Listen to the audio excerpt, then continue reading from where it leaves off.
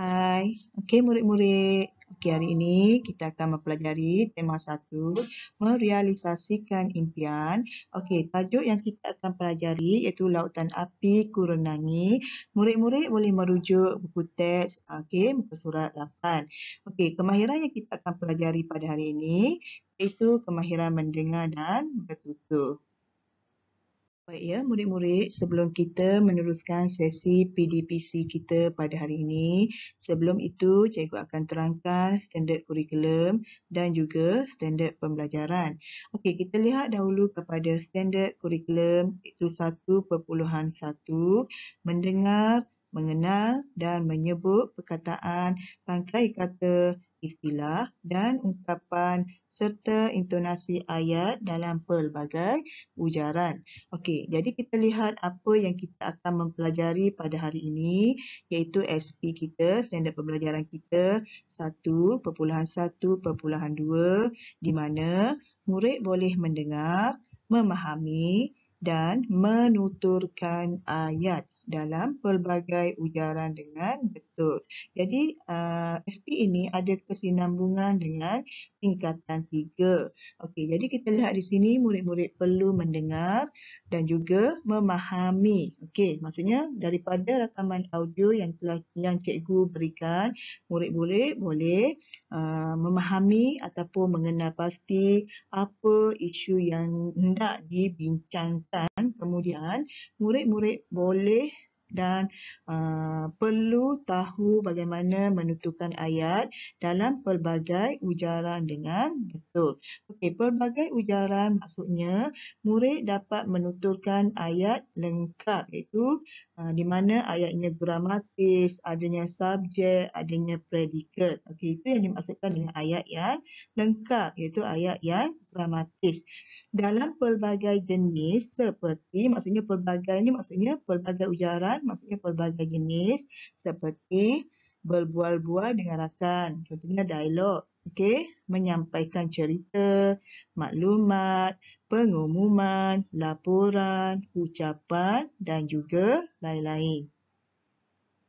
Ya, murid-murid. Okey, kita lihat pula objektif pembelajaran kita pada hari ini di mana melalui PDPC kita pada hari ini, cikgu harap murid-murid dapat yang pertama mendengar satu rakaman audio dengan jelas. Okey, maksudnya murid-murid akan diperdengarkan satu rakaman audio. Cikgu harap murid-murid dapat mendengar rakaman audio dengan jelas. Okey, tujuannya supaya murid-murid dapat memahami dan juga mengenal pasti, memberitahu cikgu apa isu yang hendak dibincangkan dalam audio tersebut.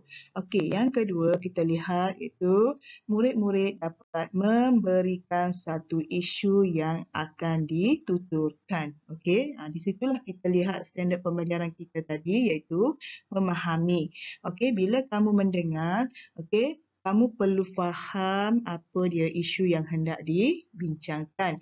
Kemudian standard kita yang ketiga iaitu objektif kita yang ketiga, iaitu menuturkan sekurang-kurangnya 5 ayat dalam pelbagai ujaran. Iaitu menggunakan bahasa yang gramatis. Contohnya kalau dalam dialog itu menggunakan cakap tajuk, maka kita mestilah menuturkan ayat itu dalam bentuk ayat yang gramatis. Ya, murid-murid, dengarkan audio ini. Okey ya. Okey, kita dah dengar audio tadi. Okey, maka kita nak bincang sekarang iaitu melalui kemahiran bertutur. Okey, cikgu harap apabila cikgu bertanyakan, murid-murid dapat memberikan respon yang baik. Okey, untuk melatih murid-murid dari aspek kemahiran bertutur.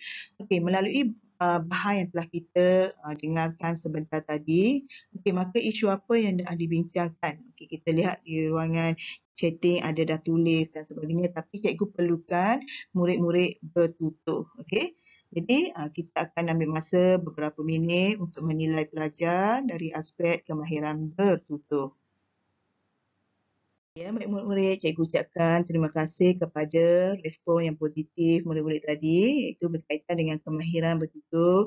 Okey, isu yang kita dah bincangkan tadi berkaitan dengan bagaimana mempelajari renan. Okey, banyak respon yang baik daripada murid-murid. Okey, cikgu ucapkan ribuan terima kasih. Okey, sebelum kita menamatkan sesi pembelajaran kita pada hari ini, okey, cikgu tidak lupa juga menyediakan latihan berbentuk bertulis. Okey, maka 80% kita dah laksanakan kemahiran bertutur, 20% cikgu dah sisipkan kemahiran latihan. Okey, iaitu cikgu harap murid-murid dapat menyiapkan latihan ini dalam buku pemahaman. Okey. Okey, daripada kemahiran mendengar, okey, cikgu harap murid-murid dapat memindahkan maklumat tersebut dan secara tak langsung murid-murid dilatih untuk ujian lisan mendengar. Okey. Okey, kita lihat soalan pertama. Siapakah tetamu jemputan yang dinyatakan dalam audio tersebut? Maka murid-murid perlu tulis siapakah. Okey. Yang kedua, apakah yang dimaksudkan dengan berenan? Okey. Selain mengambil perhatian tentang aspek keselamatan, berikan dua perkara lain yang perlu diketahui untuk belajar berenang. Okey, untuk soalan 4, kamu pilih jawapan yang betul kecuali kecuali. Okey, yang kelima, berikan satu ungkapan yang digunakan dalam dialog tersebut. Okey, jadi cikgu harap tugasan ini dapat disiapkan dan kalau tidak ada apa-apa, kita tamatkan dahulu sesi pembelajaran kita pada hari ini. Terima kasih murid-murid sekalian.